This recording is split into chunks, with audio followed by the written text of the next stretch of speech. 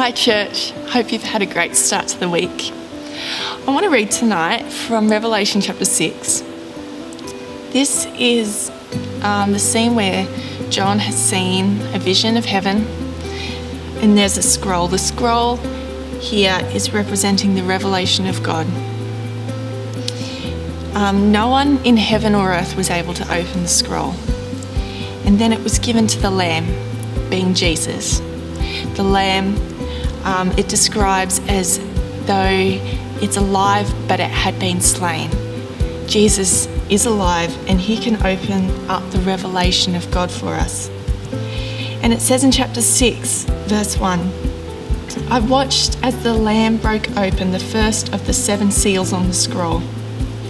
Immediately, I heard one of the 4 living creatures call out with a powerful voice of revelation, sounding like thunder, saying, "Come forth." So I looked, and behold, there was a bright white horse. Its rider had a bow and was given a crown of victory. He rode out as a conqueror ready to conquer. I love that picture because again, Revelation is a picture of Jesus over and over and over again. And this particular verse, a couple of verses, is a picture of Jesus as the conquering king. Everything of that picture screams victory. Bright white horse is a picture of victory.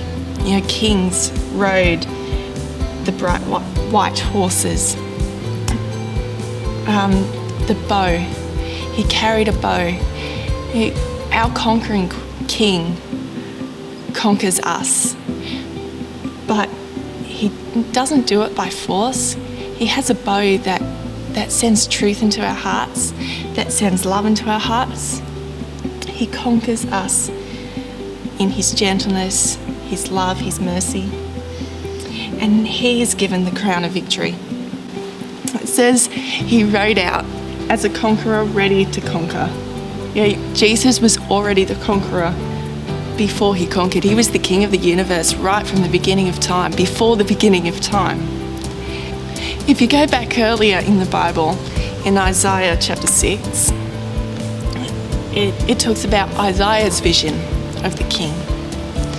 And it says there that he saw God high and exalted. And then it says the train of his robe filled the temple. That's a picture to us of the conquering king. Back in ancient times, what the kings would do when they went out to battle is when they conquered another nation, they would take the cloak of the king that they'd conquered, they would cut a piece of his cloak off and they would attach it to the end of their robe. And so the train of their robe, as they conquered, would get longer and longer and longer. And by looking at their train, you could see how powerful they were. You could also identify by the robe who that king had conquered just by looking at the train. But it says that the train of God's robe filled the temple. The Bible tells us that we are the temple of the Holy Spirit. God's victory fills us. He's conquered everything in life. You know, he's conquered anxiety. He's conquered lack.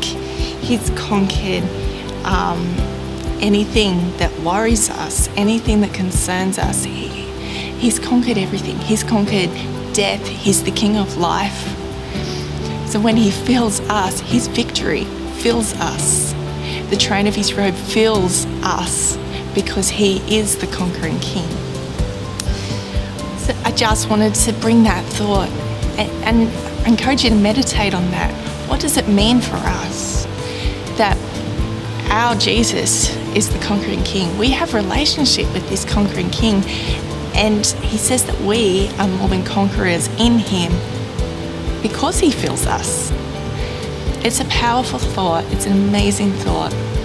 So take that into your week, no matter what you're facing, no matter what your challenges are. If you're having a great week, whatever your week looks like, Jesus the King, he's conquered it all.